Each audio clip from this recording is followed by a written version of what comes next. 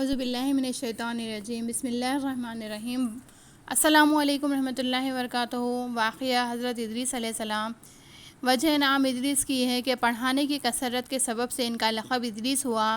علم نجوم ان کے معجزات سے ہے، وہ زمین پر عبادت کرتے، ان کو فرشتے سب آسمان پر لے جاتے، ہر روز پہلن سیتے تھے، ہر دم سینے میں تسبیح پڑھتے تھے اور اجرت سلائی کی کسی سے نہ لیتے تھے۔ ایک روز کا ذکر ہے کہ وہ اپنے کام سے فراغت کر کے بیٹھے تھے، اتنے میں ملک الموت بآرزوئے تمام امر الہی سے آدمی کی صورت بن کر مہمان کے طور پر رات کو ادریس علیہ السلام کے دروازے پر آ پہنچے۔ حضرت صائم دہر تھے، جب شام ہوئی افطار کے وقت پر کھانا آپ کا بہشت سے آتا، جس قدر چاہتے کھا لیتے، باقی کھانا بہشت میں پھر جاتا۔ اس دن کا کھانا جب بہشت سے آیا تو حضرت نے اس مسافر کو دیا۔ مسافر نے کچھ نہ کھایا، قدم پر قدم رکھ کر عبادت کرتا رہا۔ حضرت ادریس علیہ السلام ان کا حال دیکھ کر متعجب ہوئے کہ یہ کون شخص ہے جو دن روشن ہوا۔ حضرت نے ان کو کہا، اے مسافر، تو میرے ساتھ چل کے خدا کی قدرت صحرا میں جا کر دیکھو اور تیرے سبب سے میں خوشی حاصل کروں۔ تب دونوں بزرگ گھر سے میدان کی طرف نکلے، جاتے جاتے ایک گیہوں کے کھیت میں جا پہنچے۔ حضرت ملک الموت نے کہا، چلو اس کھیت سے چند خوشے گیہوں کے لے کر ہم تم مل کر کھا لیں۔ ادریس علیہ السلام نے فرمایا کہ عجیب ہے کہ تو نے شب گزشتہ کو کھانا حلال نہ کھایا، اب حرام کھانا چاہتا ہے۔ پھر وہاں سے دونوں بزرگ دوسرے ایک باغ میں جا پہنچے اور وہاں بھی انگور دیکھ کر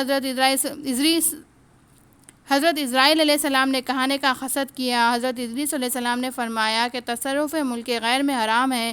پھر جاتے جاتے ایک بکری دیکھ کر حضرت اسرائیل علیہ السلام نے کھانے کا ارادہ کیا۔ پھر ادریس علیہ السلام نے ان سے کہا کہ بیگانگی بکری کو ذبح کر کے کھانا ممنوع ہے۔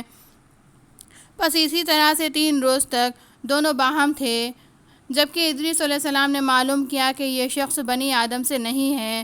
تب حضرت نے فرمایا، واسطے خدا کے تو ظاہر کر کے تو کون شخص ہے؟ اس نے کہا کہ میں اسرائیل ہوں۔ تب ادریس علیہ السلام نے فرمایا کہ اے بھائی، سب مخلوقات کی جان تمہیں قبض کرتے ہو؟ اس نے کہا، حضرت۔ فرمایا، شاید کہ میری جان قبض کرنے کے لیے آئے ہو؟ اس نے کہا کہ نہیں، میں تمہارے ساتھ خوش طبعی کرنے آیا ہوں۔ اس نے کہا کہ آج 3 دن سے تو میرے ساتھ ہے، اس عرصے میں بھی تو نے کسی کی جان قبض کی ہے؟ وہ بولا، ملک الموت نے کہا کہ کل جان قبض کرنا ہاتھ میں میرے ایسا ہے جیسا کہ دونوں ہاتھ کے نیچے تمہاری روٹی دھری ہے، جس کی اجل آتی ہے، اللہ تعالیٰ کے حکم سے میں جان ہاتھ بڑھا کر اس کی قبض کر لیتا ہوں۔ اور بولے ادریس علیہ السلام، میں چاہتا ہوں کہ تیرے ساتھ رشتہ برادری کا پیدا کروں۔ ادریس علیہ السلام نے کہا کہ تیرے ساتھ رشتہ برادری کا تب کروں کہ تلخی جان کندنی کی ایک بار کی تو مجھے چکھا دے، تاکہ خوف اور عبرت مجھے زیادہ ہو اور عبادت خالق کی زیادہ کروں۔ ملک الموت نے کہا، بغیر رضا الہی جان قبض میں نہیں کر سکتا۔ تب اس نے خدا کی بارگاہ میں عرض کی، حکم الہی ہوا کہ جان ادریس علیہ السلام کی قبض کر کے ان سے جان ان کی قبض کی۔ پھر ملک الموت نے خدا کی درگاہ میں دعا مانگی، پھر ان کو اللہ نے زندہ کیا اور ادریس علیہ السلام نے اٹھ کر ملک الموت کو گودی میں لیا اور دونوں آپس میں رشتے برادری کا لگایا۔ ملک الموت نے ان سے پوچھا، اے بھائی، تلخی جان کندنی کی کیسی تھی؟ وہ بولے، جیسے کسی زندہ جانور کی کھال سر سے پاؤں تک کھینچی جاتی ہے۔ ملک الموت نے کہا، اے بھائی، قسم ہے رب العالمین کی کہ جیسا تیرے ساتھ میں نے احسان کیا ہے، ایسا کسی سے نہیں کیا۔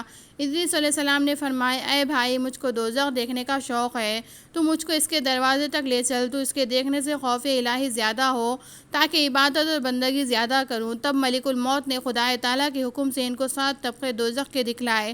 پھر وہ بولے، اے بھائی، مجھ کو بہشت دیکھنے کی آرزو ہے کہ اسے دیکھ کر خوشی حاصل کروں اور عبادت زیادہ کروں۔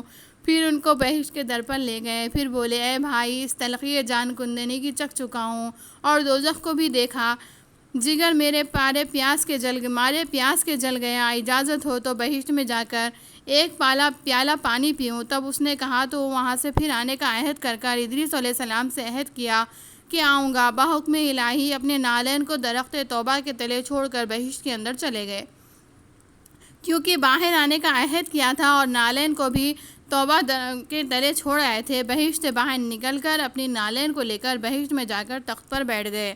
ملک الموت نے ان کو آواز دی کہ اے بھائی، تاخیر مت کر۔ ادریس علیہ السلام نے کہا، اے مشفق، اللہ تعالیٰ فرماتا ہے کہ ہر جی کو موت کا مزہ چکھنا ہے، اب میں تو مزہ جان گندنی کا چکھ چکا ہوں۔ اور حق تعالیٰ فرماتا ہے اور کوئی نہیں تم میں سے جو نہ پہنچے گا اس میں، اور میں اس دوزخ میں بھی پہنچ چکا ہوں۔ اور بھی اللہ تعالیٰ فرماتا ہے نہ پہنچے گا وہاں ان کو کوئی تکلیف، اور ان کو وہاں سے کوئی نہیں نکالے گا، یعنی جو بہشت میں گیا پھر نہ آئے گا۔ اے بھائی میں ہرگز باہر نہیں آؤں گا،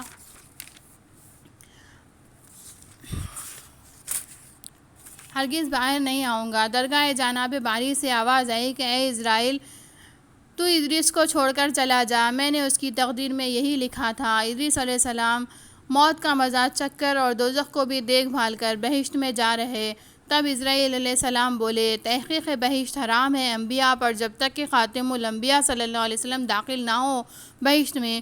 پھر آواز آئی، اے اسرائیل، میں بہشت کو دریغ نہیں رکھتا ہوں، لیکن اول بہشت میں محمد مصطفیٰ صلی اللہ علیہ وسلم داخل ہوں گے، بعدائے سب امت ان کی۔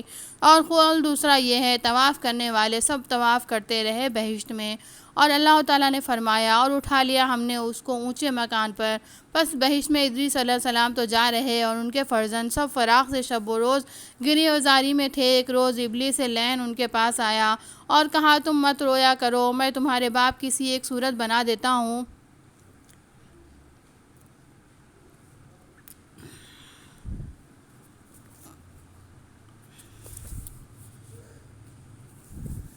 تم اس کو شب و روز دیکھا کرو اور پوجو، تب سب درد تمہارے دل کا جاتا رہے گا، اور تم سب لوگ خوش رہو گے۔ ابلیس علیہ لعنتی نے ایسی ہی ایک صورت بنائی کہ ان کی شکل میں اور اس میں کچھ تفرقہ نہ تھا، صرف اتنا ہی فرق تھا کہ یہ صورت بیان نہ کرتی تھی، اور وہ لوگ اس صورت کو پوجا کرتے تھے، یہاں تک کہ رفتہ رفتہ بت پرستی تمام عالم میں پھیل گئی۔